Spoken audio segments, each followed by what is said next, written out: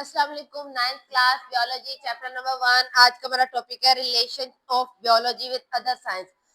Biology का बाकी science से क्या रिलेशन है। बायो जो है वो क्लोजली लिंक्ड है विद अदर नेचर साइंस, जैसे कि केमिस्ट्री, फिजिक्स और साइंस, इन सब से मिलती जुलती हैं। आज हम वो कनेक्शन पढ़ेंगे बायोकेमिस्ट्री। बायोकेमिस्ट्री में हम स्टडी करते हैं स्ट्रक्चर और reaction of different chemical. Chemistry में आप क्या पढ़ते हो? स्ट्रक्चर। बायो भी साथ में आ गई तो स्ट्रक्चर और फंक्शन दोनों डिफरेंट केमिकल सब्सटेंस जो लिविंग सिस्टम में पाए जाते हैं। The study of chemical reaction of photosynthesis और रेस्पिरेशन, ये इसकी एग्जांपल है।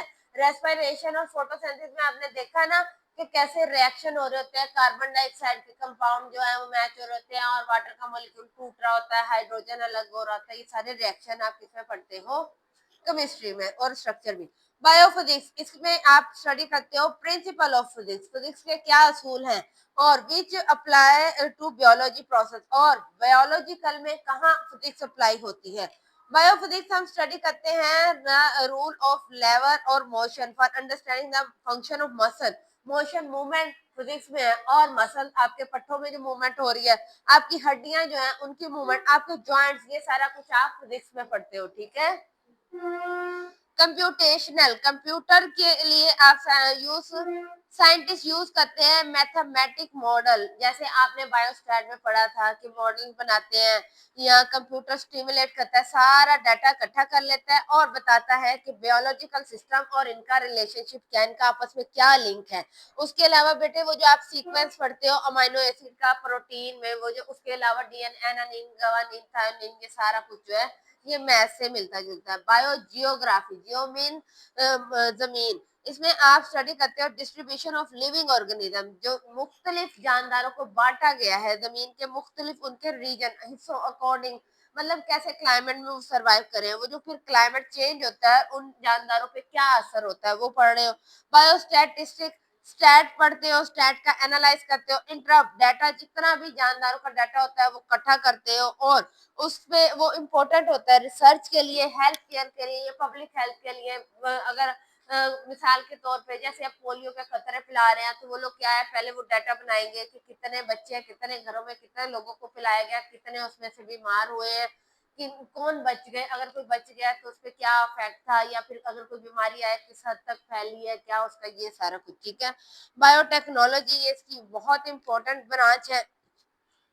इसमें आप लिविंग ऑर्गेनिज्म को या उसके कंपोनेंट को, उसके हिस्सों को यूज करते हो कोई और नई प्रोडक्ट बनाने के लिए जो यूजफुल होती है, जैसे कि हेल्थ केयर में, एग्रीकल्चर में ऐसे इस्तेमाल होता है। ठीक है। नहीं तो इन्वायरमेंटल में बायोटेक्नोलॉजिस्ट जो है बैक्टीरिया को यूज करते हैं, जैसे बैक्टीरिया जो है बायो है, जानदार है, उसे यूज किया है टेक्नोलॉजी। इंसानों में क्या करता है, उसने आर्टिफिशियल इंसुलिन बना लिया, तो डायबिटीज का ट्रीटमेंट ढूंढा गया इसमें। बायोटेक्नोलॉजी, टेक्नोलॉजिस्ट जो उनका है, बायोटेक्नोलॉजिस्ट जो है वो बियोलॉजिकल प्रोसेस यूज करते हैं डेवलप करने के लिए, क्या, प्रोडक्ट बनाने के लिए और टेक्नोलॉजीज बनाने के लिए। कैसे, मेडिसिन में, मेडिसिन, एग्रीकल्चर, और इसके लिए वो 4 साल की बीएस की डिग्री करते हैं। फोरेंसिक, फोरेंसिक वो रिपोर्ट्स वो होती है बेटे जिसमें कोई भी मर्डर वगैरह हो जाए तो वहां से प्रूफ इकट्ठे किए जाते हैं, तो फोरेंसिक साइंस जो है ये एनालाइज करती है फिजिकल एविडेंस, वो एविडेंस जो उन्हें नजर आता है। ठीक है। फ्रॉम क्राइम सीन, जहाँ पे क्राइम हुआ है या कोई क्रिमिनल इन्वेस्टिगेशन है, कुछ लोग हैं उन पे शक है, जैसे क्लास है फिर इतने बच्चे हैं और कोई हादसा हो जाए तो इन लोगों का वो क्या करेंगे, फिंगरप्रिंट मैच कर लेंगे, डीएनए चेक करेंगे, ये सारा कुछ देखेंगे, इससे उन्हें पता चलेगा कि किस हद तक क्राइम हुआ है।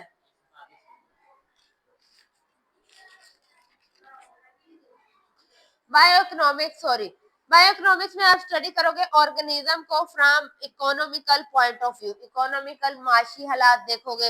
इन बायोइकोनॉमिक साइंटिस्ट जो है कैलकुलेट करते हैं कि अगर हम कोई भी प्रोजेक्ट करेंगे तो उस पर कितनी कॉस्ट आएगी, कितना हमारा पैसा लगेगा, कितना उससे हमें प्रॉफिट हासिल होगा, और अगर वो नई कोई वैरायटी बना रहे हैं, प्रोडक्शन, कोई क्रॉप, नई फसल निकाल रहे हैं, कुछ भी नया निकाल रहे हैं, तो उस पर हम कितना इन्वेस्ट करेंगे और हमें उसका कितनी प्रोडक्ट मिलेगी, ये इकोनॉमिक्स में पढ़ा जाता है। आज के लिए इतना काफी है, कल मैं आपको करियर समझाऊंगी। शुक्रिया।